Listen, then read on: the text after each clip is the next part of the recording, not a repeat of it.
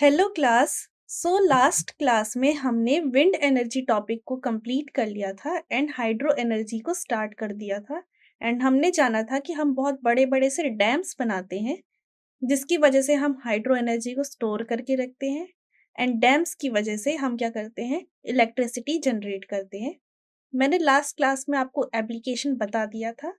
आज हम वहीं से ही स्टार्ट करते हैं। तो डैम्स का कंस्ट्रक्शन देखते हैं।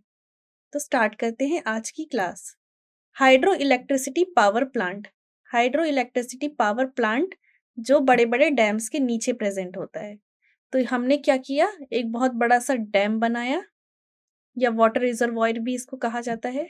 उसके नीचे हमने एक पाइप बनाया एंड पाइप के थ्रू क्या किया, वाटर को बहुत स्पीडली फ्लो करवाया। वाटर बहुत स्पीडली फ्लो हुआ तो नीचे की साइड हमने क्या किया, एक टरबाइन रख दिया।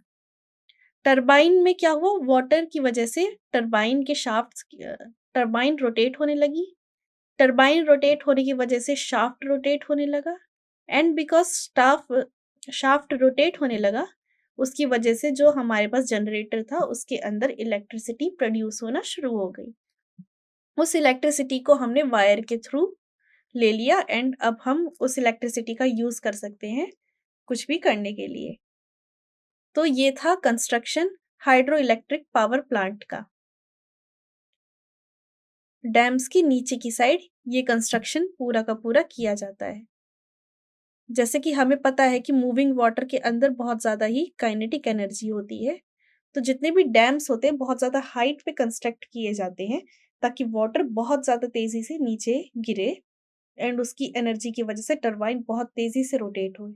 जितना ज़्यादा तेज़ी से टरबाइन रोटेट होगा उतनी ज़्यादा इलेक्ट्रिसिटी क्या होगी, जल्दी एंड तेज़ी से प्रोड्यूस होना शुरू हो जाएगी एंड कोई एनर्जी लॉस भी नहीं हो रहा होगा। तो ये था construction hydroelectric power plant का। आई होप आपको इस डायग्राम से लास्ट क्लास में हमने जितना भी डिस्कशन किया था वो क्लियर हो गया होगा। सो अब आगे चलते हैं।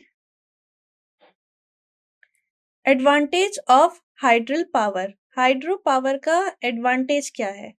बिकॉज आप सभी जानते हैं कि solar energy, wind energy, hydro energy ये सारी की सारी रिन्यूएबल सोर्स ऑफ एनर्जी है। तो पहला एडवांटेज तो यही हो गया कि ये तीनों की तीनों रिन्यूएबल सोर्स ऑफ एनर्जी है एंड ये तीनों की तीनों पॉल्यूशन नहीं क्रिएट करती है। एंड ये जो तीनों टाइप की एनर्जी है ये हमें कॉस्ट फ्री हर जगह अवेलेबल है। तो अब इसके एडवांटेज को और डिटेल में हम पढ़ते हैं। तो पहला एडवांटेज यही है, the process of hydel power does not cause any environmental pollution.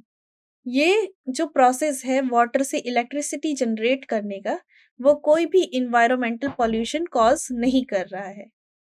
The moving water needed for the purpose is available free of cost. जो हमें वाटर चाहिए होता है, मूविंग वाटर चाहिए होता है हाइडल पावर को जनरेट करने के लिए, वो फ्री ऑफ कॉस्ट हर जगह अवेलेबल होता है।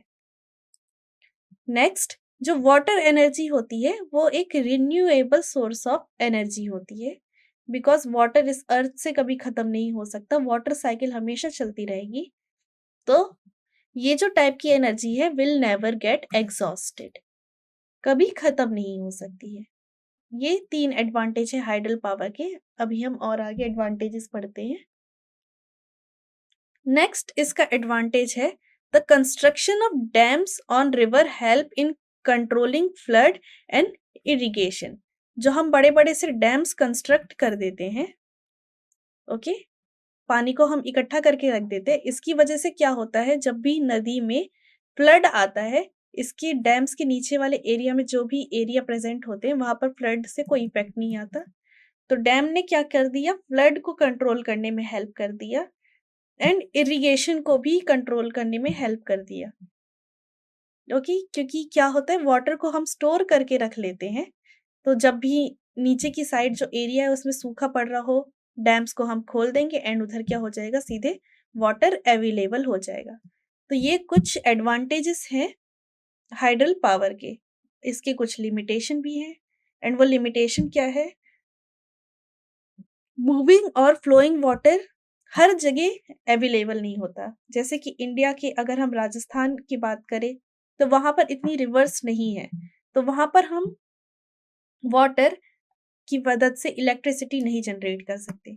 बट यस, वहाँ पर सोलर एनर्जी बहुत ज़्यादा आती है, तो वहाँ पर हम सोलर पावर प्लांट्स लगा देते हैं।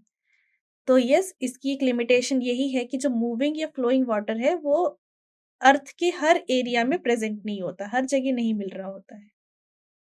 It is available near the cities, yes, of flowing river, ठीक है? जिन रिवर्स के साइड में जो सिटीज़ बसी होती हैं, वहीं पर ही ये सोर्स रिसोर्स हमारे को अवेलेबल होती है। To generate a reasonable amount of electricity from water, fast moving water should be available in large quantity. अगर हमें बहुत बड़े अमाउंट में इलेक्ट्रिसिटी जनरेट करनी है वाटर से, तो हमें वाटर जो है वो बहुत बड़े अमाउंट में चाहिए होता है। Fast moving water should be available in large quantity, क्योंकि अगर ज़्यादा अमाउंट में नहीं वाटर प्रेज़ेंट होगा, तो उतनी ज़्यादा तेज़ इलेक्ट्रिसिटी नहीं बन पाएगी। ओके? ये इसका दूसरा लिमिटेशन है। इसके और भी लिमिटेशन है। इसका लिमिटेशन एक तीसरा ये है कि जो डैम का कंस्ट्रक्शन है, वो रिवर को डिस्टर्ब्ड कर देता है। फॉर एग्ज़ाम्पल, कोई रिवर फ्लो हो रही थी, आपने यहाँ पर डैम कंस्ट्रक्ट कर दिया। बिकॉज़ आपने यहाँ पर डैम कंस्ट्रक्ट कर दिया, इसका मतलब आपने रिवर को रोक दिया। एंड बिकॉज़ आपने रिवर को रोक दिया, तो हमारे पास इनफ वाटर तो इकट्ठा हो गया। हमने फ्लड तो कंट्रोल कर दिया, बट जो रिवर का जो नेचुरल वो था, डाउनस्ट्रीम रिवर जो यहाँ पर नेचुरली फ्लो करनी चाह रही थी, हमने उसको रोक दिया। जिसकी वजह से जो इकोसिस्टम है, उस पे इफ़ेक्ट आता है। इकोसिस्टम का इकोलॉजिकल बैलेंस जो होता है, वो बिगड़ जाता है। So the construction of dam on a river disturbs the ecological balance in downstream area of the river. अब मान लीजिए यहाँ पर बहुत सारे एनिमल्स थे, जो इसी वाटर पे डिपेंड करते थे। एंड बिकॉज़ हमने डैम को कंस्ट्रक्ट कर दिया, तो वाटर यहाँ पर अवेलेबल हुआ ही नहीं। तो ये सारे के सारे एनिमल्स या लिविंग बीइंग्स जितने भी थे, प्लांट्स, उन सब पे क्या हो गया, इफ़ेक्ट आ गया। बिकॉज़ हर चीज़ को सर्वाइव करने के लिए वाटर की ज़रूरत होती है, एंड डैम का कंस्ट्रक्शन वाटर को स्टॉप कर देता है। तो जितने भी नीचे के एरियाज़ में एंड जितने भी लिविंग बीइंग्स प्रेज़ेंट थे, उन सब के लिए ये बहुत बड़ा नुकसान हो जाता है, एंड जो हमारा जो इकोसिस्टम है उस एरिया का, वो डिस्टर्ब्ड हो जाता है। एंड आपको पता है कि जो वाटर का फ्लो है, वो बहुत ज़्यादा ही अमाउंट में सॉइल को एक जगह से दूसरी जगह पे ट्रांसपोर्ट करता है, जिसकी वजह से बहुत अच्छे अमाउंट में इरिगेशन होती है। अगर हमने डैम्स को कंस्ट्रक्ट कर दिया, तो जो सॉइल है एक जगह से दूसरी जगह पे नहीं फ्लो कर पाएगा, एंड बिकॉज़ सॉइल एक जगह से दूसरी जगह पे नहीं जा पाएगा, तो जो लैंड्स है वो फर्टाइल नहीं रहेंगे। ओके, लैंड की फर्टिलिटी डिक्रीज हो जाएगी। तो ये भी एक प्रॉब्लम डैम्स का कंस्ट्रक्शन की वजह से बन जाती है। तो फोर्थ पॉइंट यही है, the soil in the downstream area में बिकम पुअर, पुअर हो जाएगी, उसके अंदर से न्यूट्रिशन वैल्यू कम हो जाएगी in quality, because there were no annual flood, ठीक है, क्योंकि कोई एनुअल फ्लड नहीं आ पाएगी to deposit nutrient rich soil on the bank of the river. Because मैंने जैसे बताया कि वाटर क्या होता है, अपने साइड सॉइल को भी लेके चल रहा होता है, एंड जब भी वाटर में फ्लड आता है, ठीक है, तो सॉइल एक जगह से दूसरी जगह पे चले जाते हैं, कहीं पर कलेक्ट हो जाते हैं, कहीं से कट जाते हैं, तो उसकी वजह से जो न्यूट्रिएंट्स होते हैं सॉइल के, वो एक्सचेंज में आ जाते हैं। अब हमने जैसे ही डैम्स का कंस्ट्रक्शन कर दिया, तो यहाँ की जितनी भी सॉइल है, इस एरिया की जितनी भी सॉइल है, उसकी क्वालिटी पुअर हो जाएगी। ओके, तो अब हमने अपना हाइड्रो एनर्जी पार्ट है वो उसको कंप्लीट कर दिया है। डैम्स के बारे में हमने समझ लिया है, सिर्फ डैम ही एक ऐसा डिवाइस है जो हाइड्रो एनर्जी को जनरेट करता है। तो अब तक हमने solar energy, wind energy and hydro energy, इन तीन चीज को स्टडी कर लिया है। अब नेक्स्ट टाइप की जो एनर्जी हम पढ़ेंगे वो है tidal energy. Tidal energy ocean में जनरेट होती है। हम जानते हैं हमारे अर्थ पे ओशंस होते हैं। जनरली 4 ओशन हमारे अर्थ पे प्रेज़ेंट है।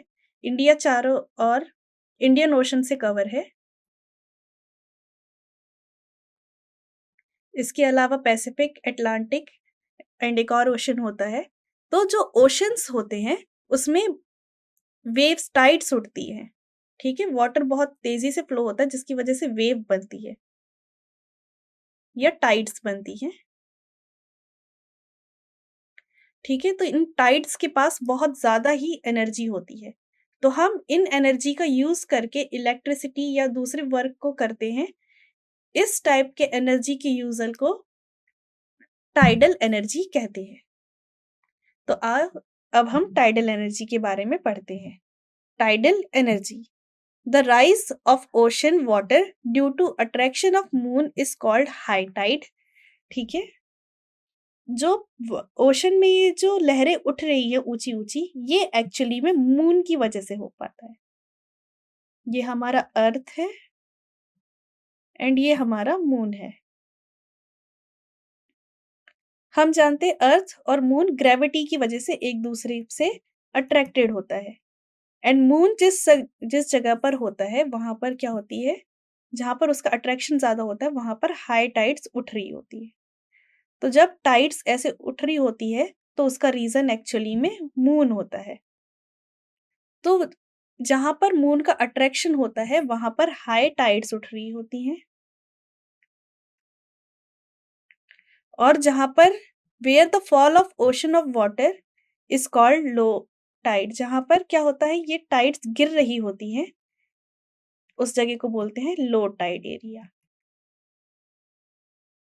The enormous movement of water between high tide and low tide provide a very large source of energy in coastal area of the world. Coastal areas कौन से होते हैं? समुद्र के किनारे वाले एरियाज। ठीक है? तो समुद्र के किनारे वाले एरियाज पे ही ये high tide and low tide का कॉन्सेप्ट होता है। ओके? एंड इन टाइड्स की वजह से, बिकॉज ये टाइड्स बहुत ज्यादा ही एनर्जी कंटेन करके रखती हैं, ये बहुत ही बड़ा सोर्स ऑफ एनर्जी हो जाता है कोस्टल एरियाज में। आगे चलते हैं। During high tide, when the level of water in the sea is high, sea water flow in the reservoir or the barrage and turns the turbine. Okay? तो हम क्या करते हैं, बहुत बड़े बड़े से बैराजेस बना देते हैं। तो जब भी हाई टाइड हो रहा होता है सी में, तो जो सी का वाटर है वो बैराज के अंदर फ्लो करता है, एंड बैराज के अंदर हम अपने टर्बाइंस को लगा के रखते हैं, एंड टर्बाइंस के साथ जनरेटर को लगा के रखते हैं। जैसे ही पानी बैराज के अंदर आता है, टर्बाइंस घूमते हैं, टर्बाइंस की घूमने की वजह से जनरेटर वर्क करना स्टार्ट कर देता है एंड इलेक्ट्रिसिटी प्रोड्यूस होना शुरू हो जाती है। सिंपल प्रोसेस है। तो जब भी हाई टाइड होता है समुद्र में, हम क्या कर देते हैं, बैराजेस बना के रखते हैं। सी वाटर बैराजेस के अंदर फ्लो करना शुरू हो जाता है, जिसकी वजह से टर्बाइंस चलने लग जाती है। The turbine then turn the generator to produce electricity. तो टर्बाइंस चलने लगी जिसकी वजह से जनरेटर चलने लगा एंड इलेक्ट्रिसिटी प्रोड्यूस होना शुरू हो गई। And during the low tide, when the level of sea water is low, the sea water stored in a barrage reservoir is allowed to flow out in the sea. ठीक है? जब high Tide हुआ तो water अंदर की side आ गया barrage के, and उसकी वजह से इलेक्ट्रिसिटी जनरेट होने लगी। जब टाइड स्लो हुई तो क्या हुआ, सी वाटर भी क्या हुआ, कम हुआ, जिसकी वजह से सी वाटर को बैराज के बाहर भेजना आसान हो जाता है। This following water also turn the turbine and generate electricity. तो जब लो टाइड होता है एंड जब वाटर क्या होता है सी के में जाने लग जाता है, उसकी वजह से भी क्या होने लग जाते हैं, टर्बाइंस मूव होने लग जाते हैं। एंड ये लो टाइड भी यूजफुल होता है किसके लिए, इलेक्ट्रिसिटी को जनरेट करने के लिए। तो low tide and high tide हम दोनों का यूज करते हैं इलेक्ट्रिसिटी को जनरेट करने के लिए। The tidal energy is not like to be potential source of energy in future. जो टाइडल एनर्जी है वो एक अच्छा सोर्स ऑफ एनर्जी नहीं रहेगा फ्यूचर में। उसके कुछ रीजन है, एंड वो रीजन ये है, there are very few site around the world which is suitable for building tidal barrage. हमारे जो वर्ल्ड है, हमारा जो अर्थ है, उसमें एक तो ये कि सिटीज समुद्र के किनारे प्रेजेंट होनी चाहिए, प्लस अगर हमें बैराज बनाना है तो उसके लिए कोई सूटेबल जगह होनी चाहिए जो हमें हर टाइम नहीं मिल पाता है। तो एक ये रीजन हुआ कि टाइडल एनर्जी को उतना यूज नहीं किया जाता है। दूसरा रीजन ये हुआ कि the rise and fall of sea water during high and low tide is not enough to generate electricity on large scale. जो सी वाटर का राइज है या फॉल है, उसकी वजह से हमें कंटिन्यूअस इलेक्ट्रिसिटी या फिर लार्ज अमाउंट में इलेक्ट्रिसिटी हम जनरेट नहीं कर सकते हैं। सेकंड रीजन इसका ये हुआ, इसीलिए ये एक अच्छा सोर्स नहीं है फ्यूचर में इलेक्ट्रिसिटी जनरेट करने का। अब हम सी वाटर की वेव एनर्जी के बारे में जानते हैं। During blowing of wind of the surface of the ocean, very fast sea wave moves on its surface. Okay, जब ओशन की सरफेस पे हवा ब्लो होती है तो जो सी होता है उसमें बहुत ऊंची ऊंची वेव्स बनना शुरू कर जाती है। Due to their high speed sea wave which have lot of kinetic energy in them. Because जो सी वेव होती है वो बहुत स्पीडी होती है, बहुत हाई स्पीड होती है उनके पास। सो उनके पास हाई स्पीड है तो उनके पास क्या है, किस टाइप की एनर्जी है? उनके पास है kinetic energy. The energy of moving sea waves can be use to generate electricity. तो जो एनर्जी यूज होती है मूविंग सी वे का, उसको हम यूज कर सकते हैं इलेक्ट्रिसिटी जनरेट करने के लिए।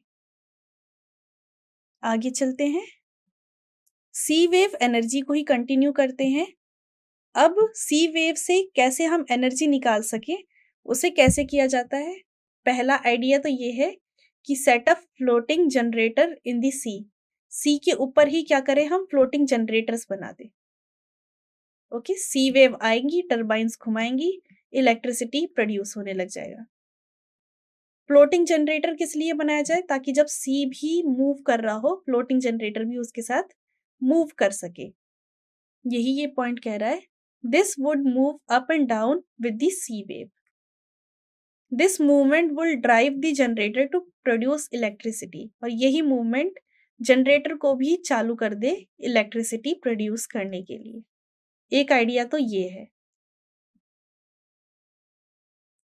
सेकेंड आइडिया है to let sea wave move up and down inside large tube. दूसरा आइडिया ये है कि जनरेटर को फिक्स कर दे और सी वेव को ऊपर और नीचे मूव करने दे, ठीक है, जिसकी वजह से जनरेटर वर्क करे।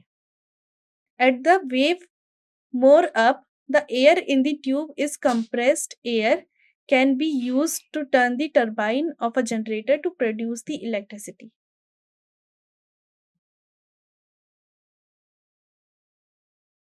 तो ये बस जनरेटर के अंदर की बात करी गई है कि उसमें एयर अगर हम कंप्रेस करके रखेंगे तो वो एक जगह पे स्टिल रहेगा, एंड बिकॉज एक जगह पे स्टिल रहेगा, वेव अप एंड डाउन हो रही होगी, तो जो ये इनके ब्लेड्स है वो मूव करने लग जाएंगे एंड जनरेटर वर्क करना शुरू कर देगा।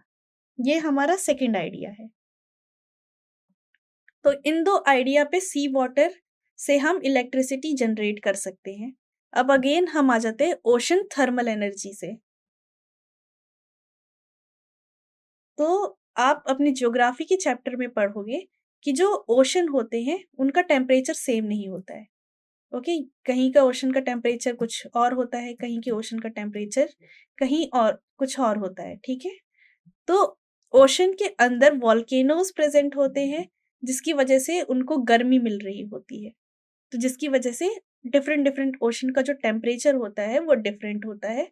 एंड हम उन थर्मल एनर्जी का यूज कर सकते हैं पावर प्लांट कंस्ट्रक्ट करके उससे इलेक्ट्रिसिटी कन्वर्ट करने के लिए।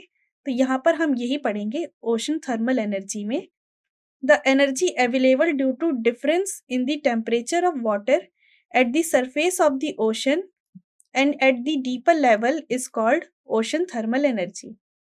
जो एनर्जी अवेलेबल होती है टेम्परेचर डिफरेंस की वजह से ओशन में, ठीक है ना, उसी एनर्जी को कहा जाता है ओशन थर्मल एनर्जी।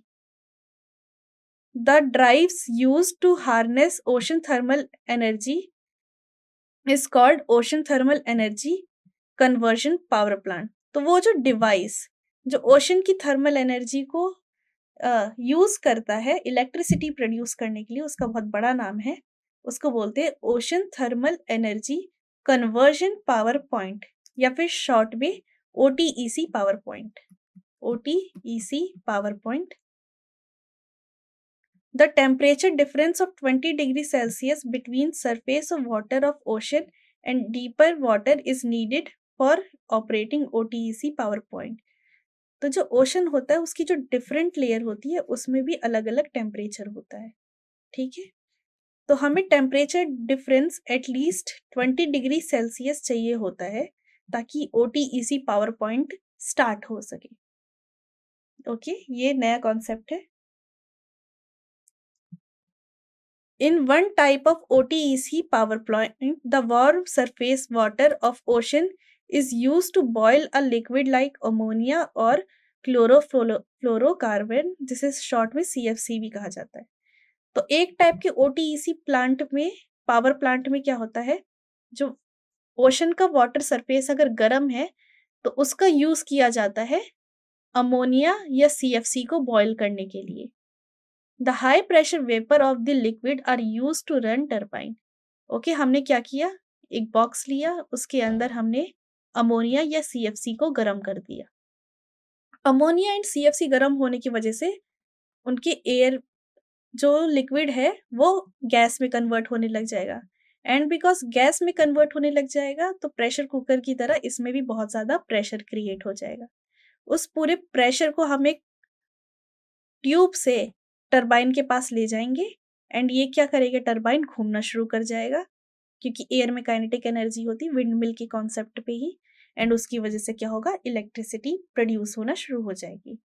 तो नेक्स्ट पॉइंट यही कहा गया है, the high pressure vapour of a liquid are then use to run the turbine of a generator and produce electricity. The colder water from the deep ocean in pumped up to cool the uses up to vapor and convert again into liquid. And इसके बाद किया जाता है, क्या किया जाता है, हमने गैस को यहाँ पर भेजा, टरबाइंस घूमने लगी एंड यहीं पर हमने एक सिस्टम लगा दिया, ठंडा पानी ओशन का इधर की साइड भेज दिया, तो ये गैस क्या होने लग जाएगा, फिर से लिक्विड में कन्वर्ट होने लग जाएगा, एंड फिर से इसको कनेक्ट कर दिया एंड ओशन का गर्म पानी फिर से इसको क्या कर रहा है, गर्म कर रहा है। तो ये एक साइक्लिक प्रोसेस हो गया।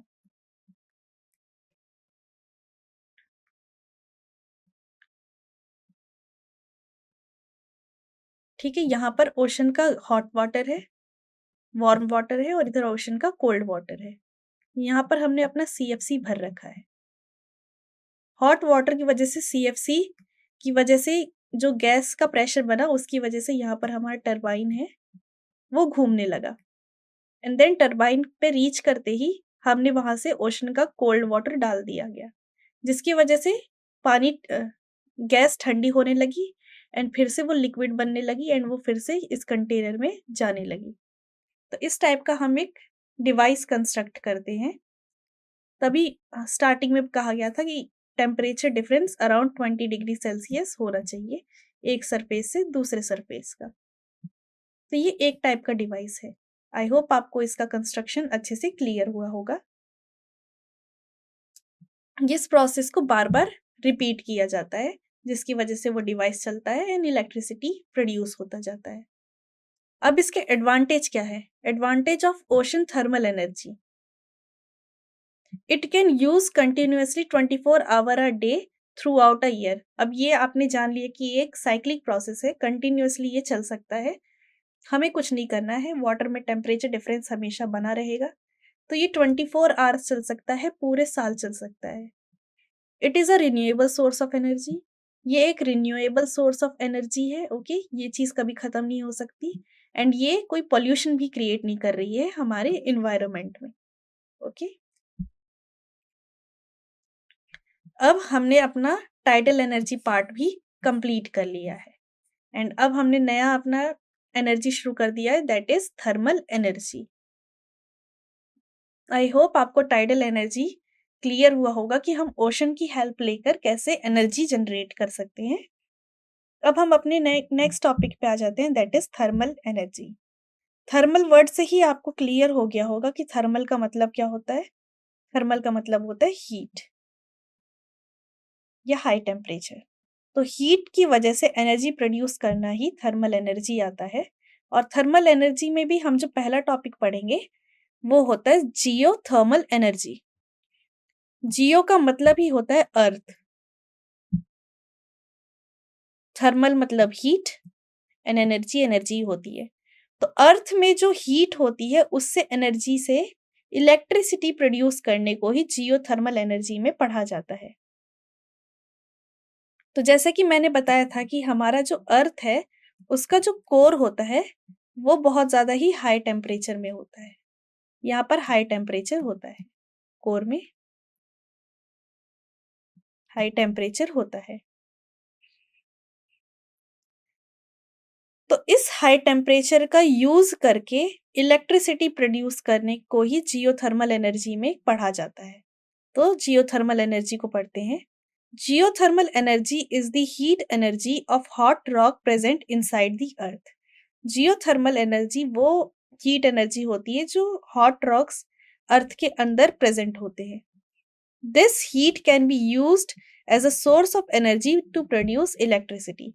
हम इस हीट का यूज कर सकते हैं as a source of energy electricity produce करने के लिए। ओके, कैसे करते हैं अभी हम आगे जानते हैं। पहले जियोथर्मल एनर्जी के बारे में और जानते हैं। Geothermal energy is one of the few source of energy that do not come directly or indirectly from solar energy. Geothermal energy ही एक लौती ऐसी एनर्जी है या कुछ एनर्जीज में से एक है जो सन की वजह से नहीं होती है। जैसे कि विंड एनर्जी हम जानते हैं सन की वजह से हो रही थी, हाइड्रो एनर्जी भी हम जानते हैं सन की वजह से हो रही थी, टाइडल एनर्जी मून की वजह से हो रही थी। ओके, इसमें कभी कभी सन भी इन्वॉल्व होता है, सन के ग्रेविटेशन की वजह से भी ओशन में बड़ी बड़ी टाइड्स उठती हैं। बट थर्मल एनर्जी में जियोथर्मल एनर्जी एक टाइप की एनर्जी है जिसमें सन इन्वॉल्व नहीं है।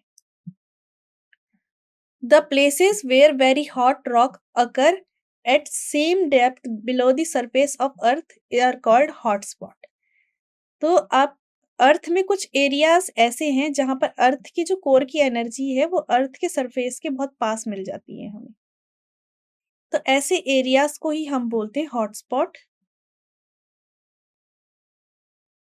और यहीं पर ही जियोथर्मल पावर प्लांट्स का कंस्ट्रक्शन किया जाता है।